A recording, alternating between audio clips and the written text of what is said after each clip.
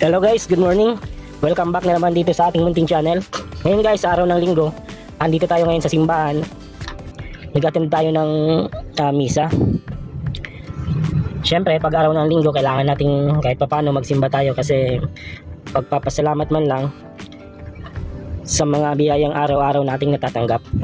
So yun guys, tapos na nga yung misa. Picture-picture na lang yung ating mga kasama para mamaya uwi na din kasi tanghali na. Sobrang ganda kasi dito guys sa bakuran ng St. Clair Monastery dito sa Taguig, Cagayan, kasi nga sobrang ganda ng paligid. So ito nga guys, after natin simbahan, andito tayo sa isa sa mga pansitan dito sa Taguig, yung CA Pansiteria. Kung magawi kayo dito guys, madaanan nyo, pwede nyo ditong subukan. Nasa gilid lang ng kalsada, malawak yung pagparkingan, tsaka maganda yung malamig yung simoy ng hangin kasi medyo maliwalas yung ambience.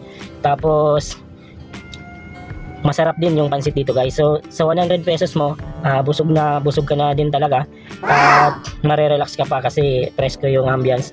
Meron din silang mga native kubo, magandang pagtambayan at magandang pag-upuan kasi nga malamig. Ngayong panahon ng tag-init, magandang tumambay dito. So ngayon guys, habang nag-aantay tayo ng order natin, self-service pala yung pag lalagay ng mga additional ingredients kagaya ng sibuyas, kalamansi, toyo at suka. Ikaw yung bahalang magpiprepare ng mga additional na sangkap sa pansit. So yun guys, habang nag-aantay tayo ng ating order,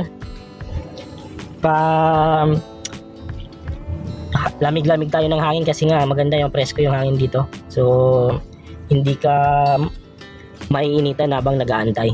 So kung magawi kayo dito sa part ng Taguig, subukan nyo din dito na tikman yung pansit dito sa CA Pansiteria.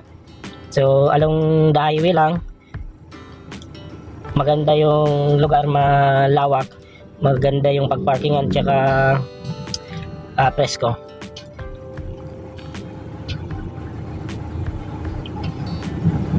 Tsaka sa paligid niya guys, kabukiran, kaya talagang presko yung hangin. So yun yung parking niya sa tabi ng kalsada, malawak.